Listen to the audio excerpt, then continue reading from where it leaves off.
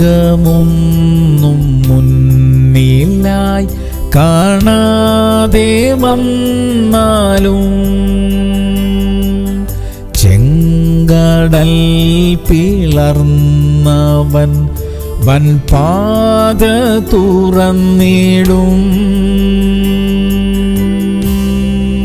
ലൂക്കോസ് 10:16. നിങ്ങളുടെ വാക്ക് കേൾക്കുന്നവൻ എൻ്റെ വാക്കു കേൾക്കുന്നു, നിങ്ങളെ തള്ളുന്നവൻ എന്നെ തള്ളുന്നു. പ്രിയമുള്ളവരെ, നാം ഒരാളോട് സുവിശേഷം പറയുമ്പോൾ നമ്മുടെ വാക്ക് കേൾക്കുന്നവൻ യേശുവിൻ്റെ വാക്കാണ് കേൾക്കുന്നത്. നാം നമ്മുടെ സ്വന്തം നിലയിലല്ല ഇതൊക്കെ ചെയ്യുന്നത്. നമ്മൾ യേശു ക്രിസ്തുവിൻ്റെ പ്രതിനിധികളാണ്. നമ്മുടെ വാക്കിലൂടെ ദൈവമാണ് സംസാരിക്കുന്നത്.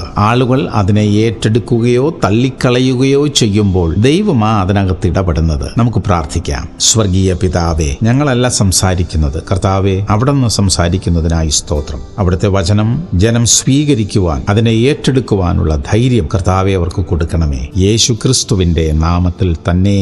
ആമേൻ, ആമേൻ, ആമേൻ.